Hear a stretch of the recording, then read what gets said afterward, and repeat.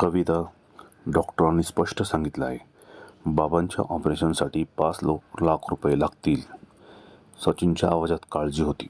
कविता लगेच म्हणाली, मग तू व्यवस्था कर, शेवटी बाबा तुझेच आहे. सचिन चिडून म्हणाला, काय बोलतेस तू? बाबा फक्त माझेच आहेत का? तू त्यांची मुलगी नाहीस का? कविता रागाने म्हणाली, लग्न झाल्यापासून मी या घराची सदस्य राहिली नाही. आता जबाबदारी तुझी आहे. तेवढ्यात माणूस कोणीतरी जोरात टेबलावर हात आपटला. दोघांनी मागून वळून पाहिले.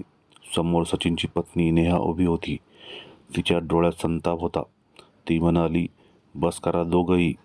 कविता आश्चर्याने म्हणाली, वहिनी तुम्ही इथे कधी आलात? नेहा म्हणाली, जेव्हा तुम्ही दोघं पैशावरून भांडायला सुरुवात केली तेव्हापासून सगळं ऐकत आहे. ती थोडा वेळ शांत राहिली आणि मग म्हणाली, तुम्हाला माहीत आहे का, ICUमध्ये पडलेले बाबा शुद्धीवर आले होते. काय? सचिन आणि कविता एकदम ओरडले. हो, आणि त्यांनी एक गोष्ट सांगितली. दोघे उत्सुकतेने तिच्याकडे पाहू लागले. नेहा म्हणाली, बाबांनी सांगितलं की त्यांच्या कपाटात एक लाल रंगाची डायरी आहे, ती दोघांनी मिळून वाचावी.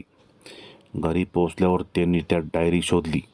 डायरीच्या पहिल्याच पानावर लिहिलं होतं, माझे प्रिय मुलांनो, जर तुम्ही ही डायरी वाचत असाल तर याचा अर्थ मी मोठ्या संकटात आहे. मला एक गोष्ट जाणून घ्यायची आहे, तुम्ही माझ्यासाठी एकत्र उभे राहाल की पैशासाठी वेगळे व्हाल? सचिन आणि कविता एकमेकांकडे पाहू लागले. पुढच्या पानावर बाबांनी त्यांच्या आयुष्यातील संघर्ष लिहिलं होतं. कसं त्यांनी स्वतः उपाशी राहून मुलांना शिकवलं, कसं त्यांनी कर्ज काढून कवितेचं लग्न केलं, कसं त्यांनी सचिनला व्यवसायासाठी मदत केली. शेवटच्या पानावर एक पत्र होतं, माझ्या बँक खात्यात ऑपरेशनसाठी पुरेसे पैसे आहेत, पण मला पाहायचं होतं की माझ्या आजारापेक्षा तुम्हाला पैशाची जास्त काळजी आहे की माझी. जर तुम्ही एकमेकांशी भांडलात तर समजा मी आयुष्यात अपयशी ठरलो, आणि जर एकत्र राहिलात तर समजा माझं आयुष्य सार्थक झालं. हे वाचून कविताच्या डोळ्यात अश्रू वाहू लागले. ती सचिनजवळ आली. दादा मला माफ कर, मी पैशांचा विचार करत बसले. सचिनच्याही डोळ्यात पाणी होतं. नाही कविता, चूक माझी होती. दुसऱ्याची दिवशी दोघेही एकत्र हॉस्पिटलमध्ये गेले. बाबांचे ऑपरेशन यशस्वी झाले. काही दिवसांनी बाबा घरी परतले. घरात सगळे आनंदी होते.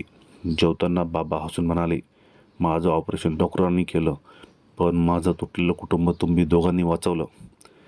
त्या दिवशी सचिन आणि कविताला समजलं की पैशापेक्षा नाती मोठी असतात. कारण पैसा पुन्हा कमवता येतो, पण तुटलेली माणसं पुन्हा जोडणं खूप कठीण असतं. शिकवण. आई वडिलांची खरी सेवा पैशाने नाही तर एकमेकांसोबत उभं राहून होती. नाती जपली तर प्रत्येक संकट लहान वाटतं.